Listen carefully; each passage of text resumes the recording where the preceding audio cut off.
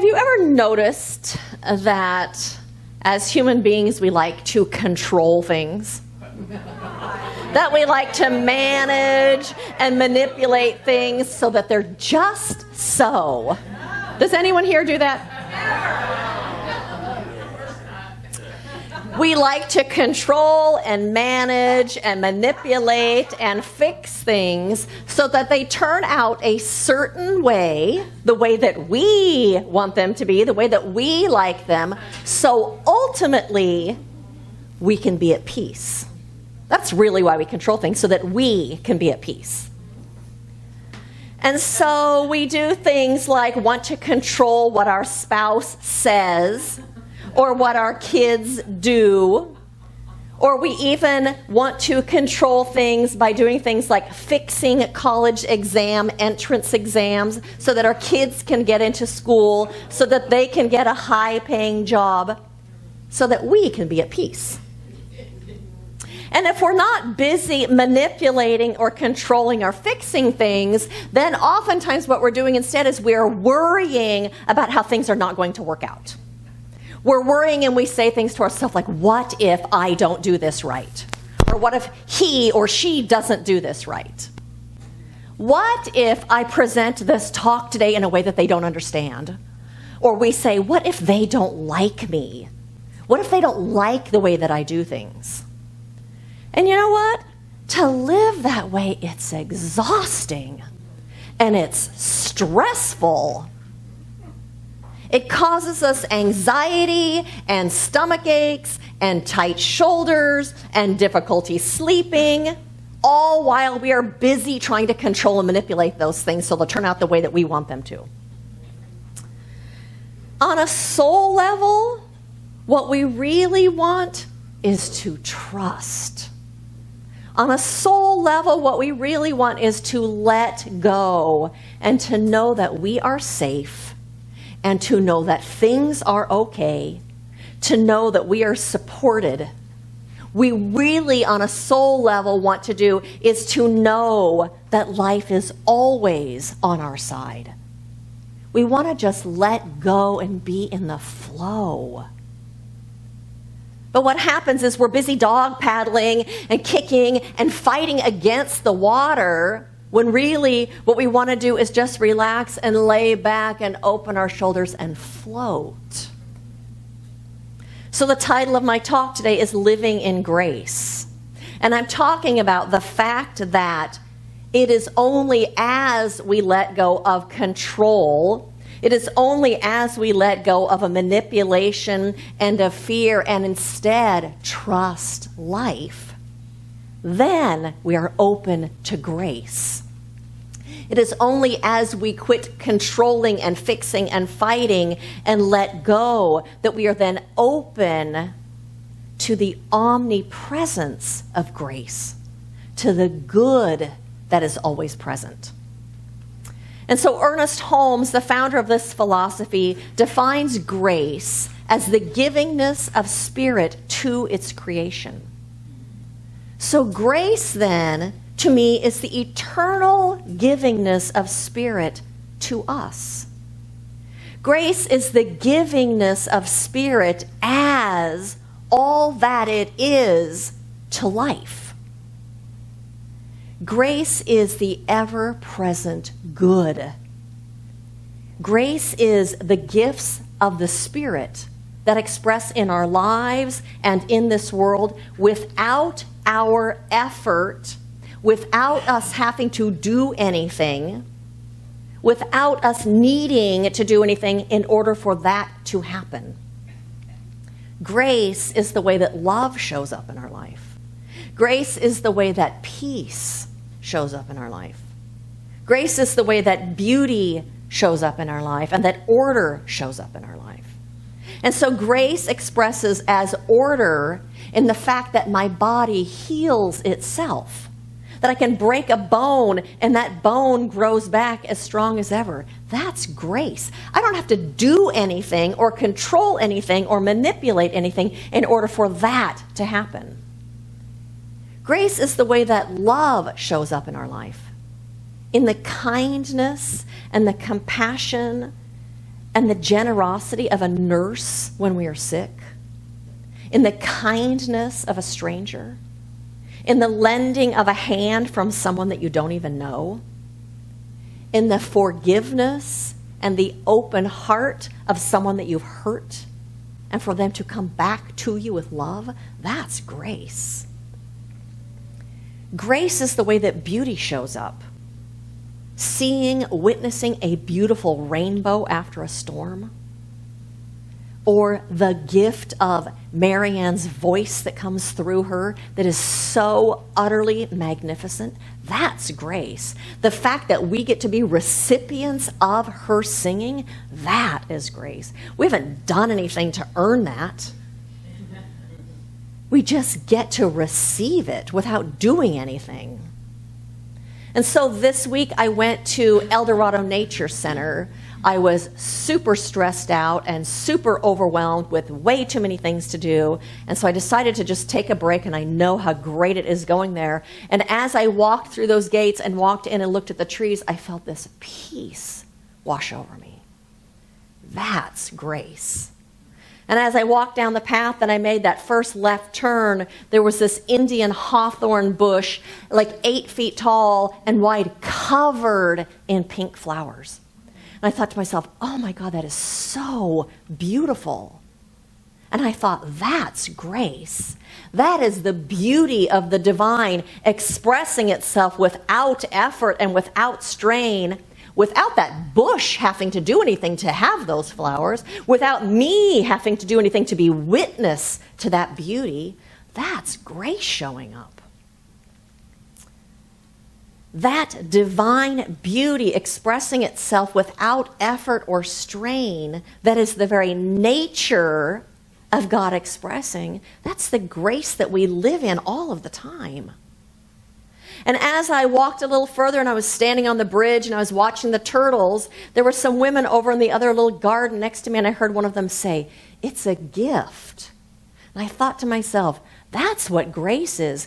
Any time in our lives we feel like, oh my gosh, this is such a gift, that's grace. Don't you think that when you see the rainbow? What a gift this is to get to see this. When you hear Marianne singing, what a gift to get to hear this. It's when we feel like something is a gift in our life, we're assured that is grace. And so there are some things that are required of us in order to experience grace in our lives, in order to step into grace because it's already present.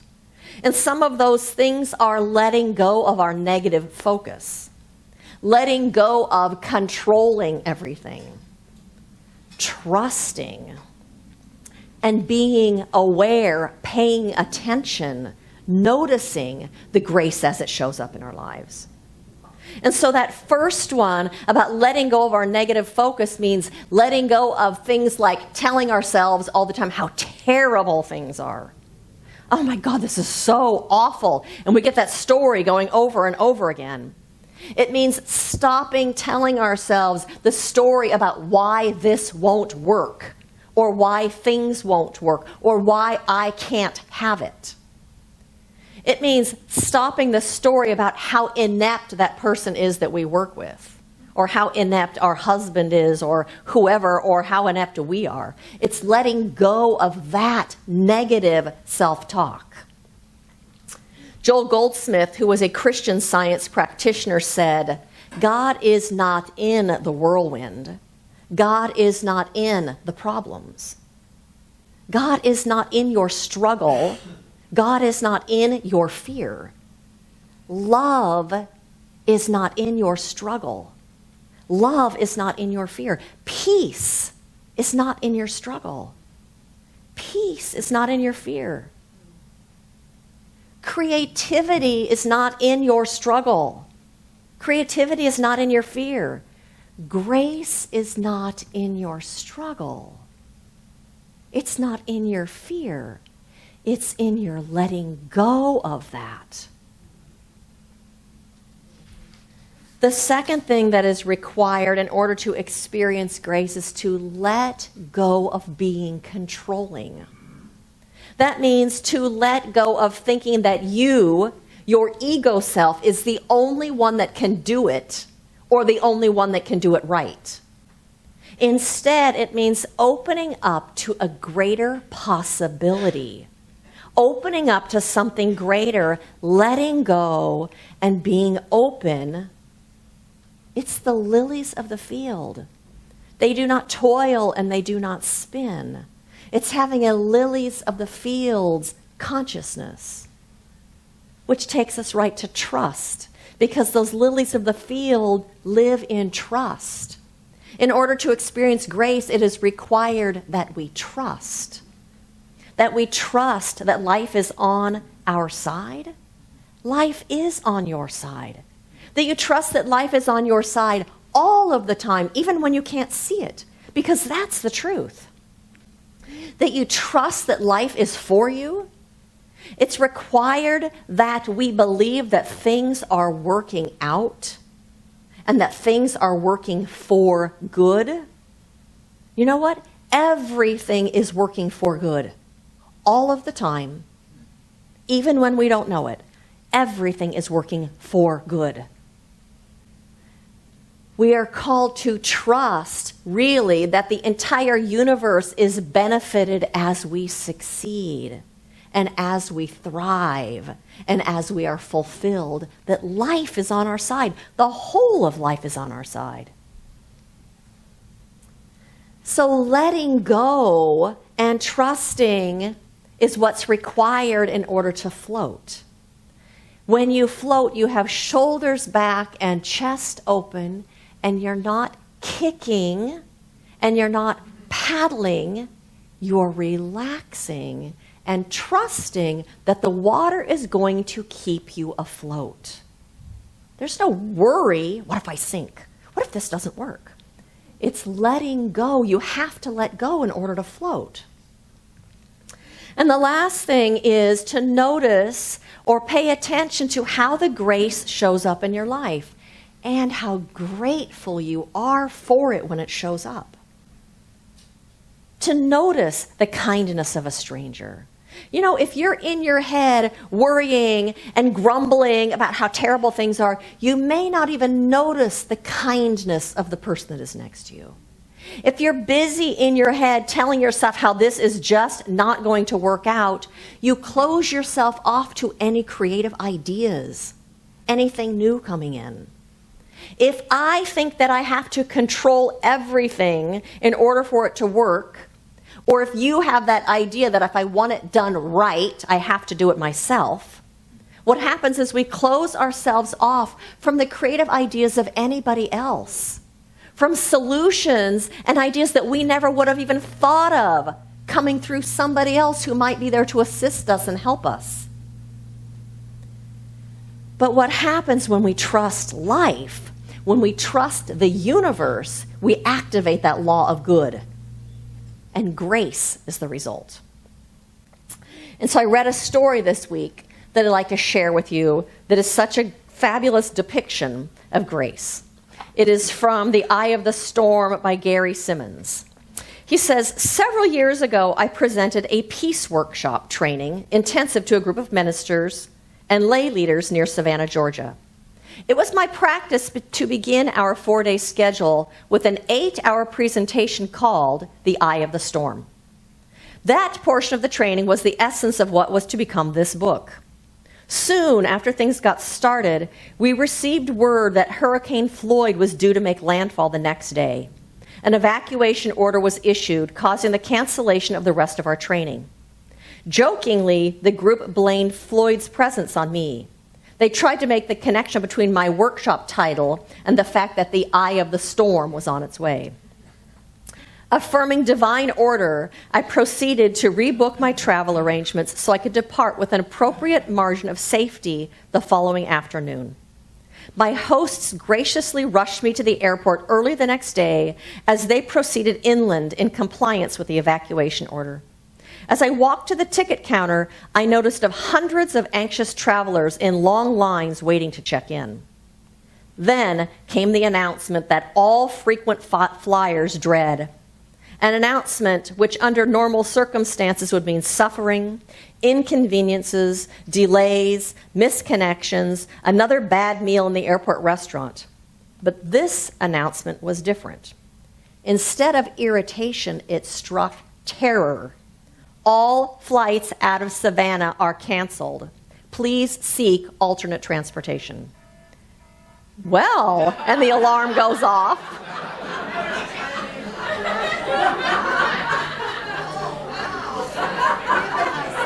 Sound effects, exactly.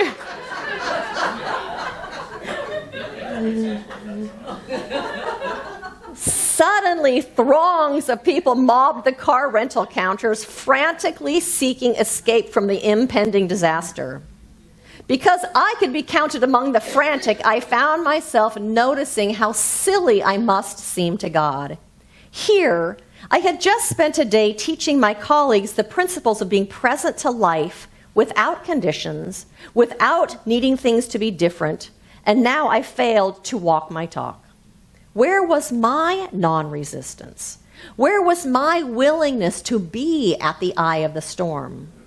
In that moment of awakening, I suddenly became calm and serene.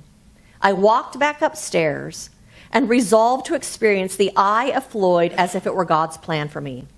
I focused my attention on my center and affirmed, I am a calm, clear center of peace, radiating peace in every way. Moments later, an announcement came. Passenger Simmons, please report to gate 12 for immediate departure. It turned out I got the last seat out of the only plane leaving Atlanta. But it requires letting go. It requires trusting. It requires not trying to control and manipulate and fix, but instead trusting and allowing that infinite intelligence of the universe to unfold, to know that life is for us, to know that we are supported. That's what's required in order to experience grace. Grace happens when we let go of the struggle, when we trust in life, trust in the universe, trust in God, trust in that intelligence. Ramakrishna, who was a Hindu religious teacher, said, "The winds of God's grace are always blowing. It is for us to raise our sails." We raise our sails when we let go. We raise our sails when we trust life. Life with a capital L. When we trust the universe, when we trust God. That's how we raise our sails. And so we're doing foundations class right now, and one of the things we did in class this week is a trust walk. And so what a trust walk means is that two people partner up and that one of them puts on a blindfold and the other person walks them around the room and in between the chairs and outside on the patio and out into the parking lot while they keep blindfolded, holding on, or the person holding on to them and guiding them around. And then after the trust walk, and then you switch partners and the other person does it. And then afterwards, people shared about their experience with each other, what that was like to trust. That is an absolute metaphor for grace, of having to let go and trust. And so afterwards in our conversation, somebody says, why is it so easy to trust your partner, but it's so hard to trust God? And you know what? I think the answer to that is because we still have this old lingering concept from our childhood of what God is or who God is. We have this old idea that God is this man in the sky that is separate from us, that has an agenda, that keeps score, that has preferences, that judges us, that gives to some and not to others. It's time we update our software.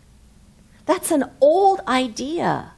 It's time we update our software and tell ourselves and remind ourselves that God is this infinite intelligence that I live in and that expresses in me.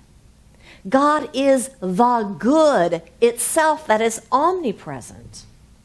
I am an outpicturing of that divine presence and supported by all that it is, because it is continuously, effortlessly, and endlessly expressing through me and through my life and as my life. There's no separation. That doesn't judge me or play preferences. God doesn't have favorites. We are all outpicturings of that one. We are all living that life of the divine. And so in our surrendering, what we're really doing in reality is all we're doing is surrendering our fear. We're surrendering our need to struggle. We're surrendering our need to control. And in reality, what we're doing is we are surrendering ourselves to the good. We are surrendering to our highest selves.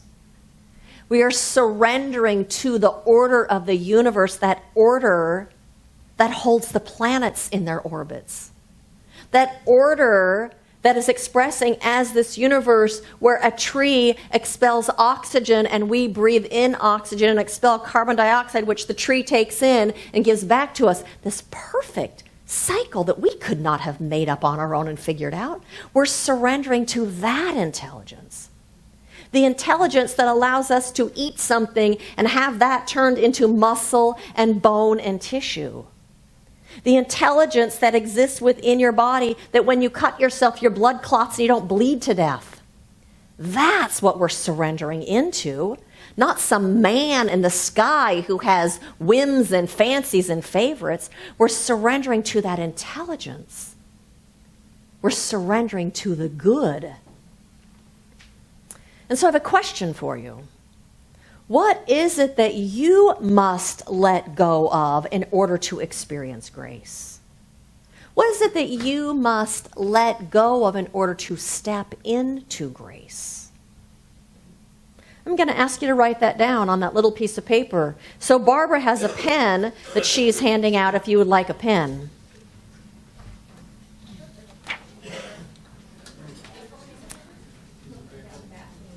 You should have a piece of paper there that says notes on your white sheet.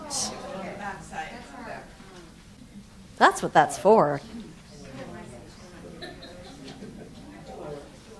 And you don't have to write yet. Once you get your pen and your paper, you can just go ahead and close your eyes.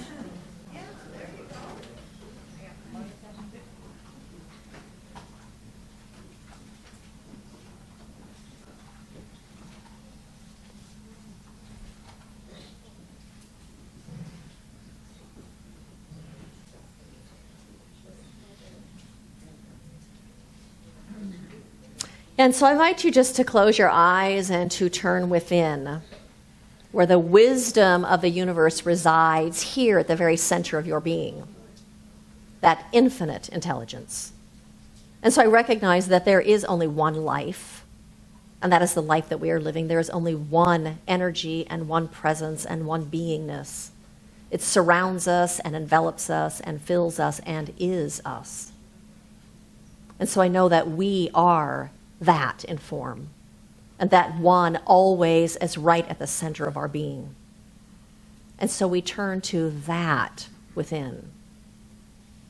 That is our own divine essence, and that is wisdom itself. And we ask that within us, what must I let go of in order to step into grace? What must I release in order to experience grace in my life? What must I release or let go of?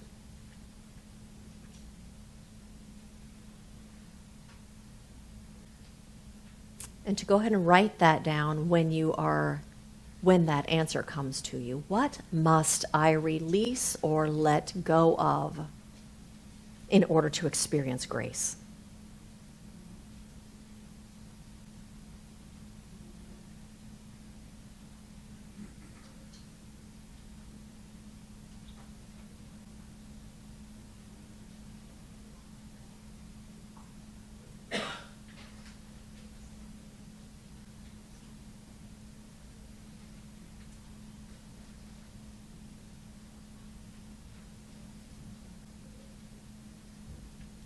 What must I let go of?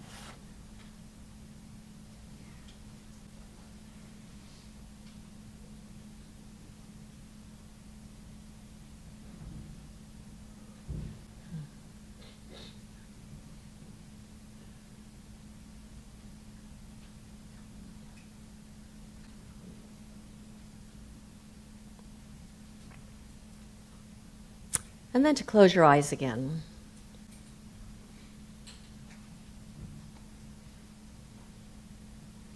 And to ask that wisdom at the very center of your beingness.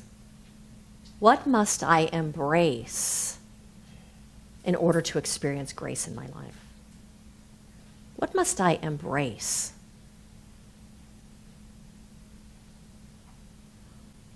Is it an idea? Perhaps that life is for me? Is it an attitude? Maybe that I am safe, or that it's safe to trust.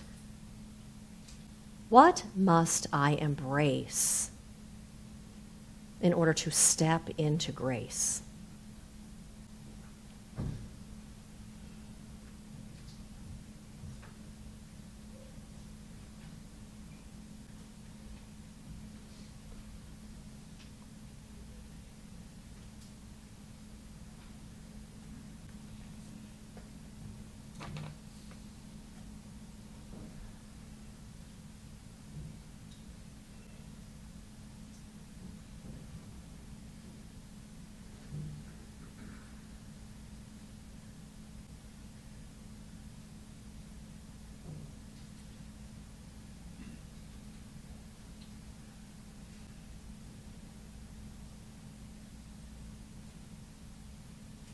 What must I embrace?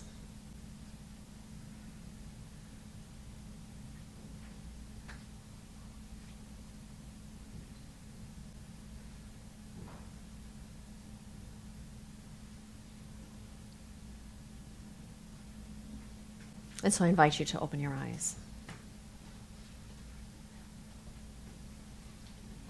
I must release the idea that I have to do it all. And I must embrace the idea that I am safe. That's how I step into grace. And so grace becomes active when we activate it. And we activate it by letting go of that negative focus. Why it can't be, why I can't have. When we let go of thinking that we have to control everything in order to manifest peace inside of us or in our lives. To let go of a manipulation, thinking we have to manipulate things to be at peace. We activate grace in our lives when we let go of the struggle and we lean into good. We lean into spirit. We lean into life that is absolutely on our side and for us. We activate grace when we trust life, when we trust that life is on our side. We activate grace when we notice, when we pay attention, how it shows up, and then feel grateful for that. So my invitation to you this week is to do those things you just wrote down.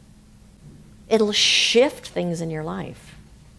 My invitation to you is to trust life and to know that life is on your side all of the time.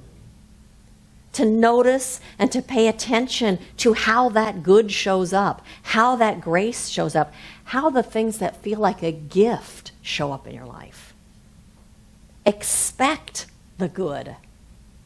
And as a result, you will be living in grace, experiencing grace.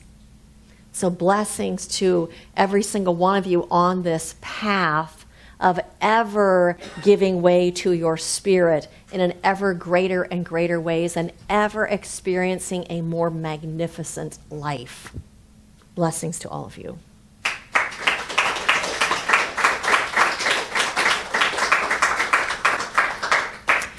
And so I invite you to join me in an affirmative prayer, and how good it is to be in this place of remembrance. How good it is to be in recognition of that infinite one that is always holding every single one of us in its embrace. How good it is to be feeling and sensing and knowing and marinating in that one presence of good, life itself, love and peace and good without bound, that magnificence of God. For this is the gift that has already been made. This is the gift that is continuously and effortlessly pouring itself out as this entire universe, and as our very own lives, and as who we are. For we are never separate or apart, distinct or other than this infinite one, for we are it in expression. We are the out-picturing of that infinite nature of God, and our life is the out-picturing, the outflow, the individuation of this presence, like beams of sunlight from the sun. We are like beams of that light here in this world, continuously sourced from that one. And so today, in our recognition of our oneness with that, we step into grace. For that is the very nature of God, the givingness of Spirit, the continual outpouring of Spirit. That is the nature of life and the nature of our lives. And so today we just step into that in gratitude, and we relax and we let go. Shoulders back, head back, in trust, in confidence, in faith, and we allow ourselves to float in this presence, in the arms of that divine one. How good it is to remember this. And so it is in our remembering that we are absolutely blessed. For we have always been blessed, but it is in our openness and in our receptivity that we receive those blessings. And so today, I just give great thanks for this magnificent life, this magnificent one that is all around us, that is in and through each one of us. I give thanks for this. And so I release this spoken word into that infinite law of God, knowing that as it is spoken, it is absolutely done and it is unfolding itself now. How blessed we are. And so I release this word, and in gratitude I say, and so it is.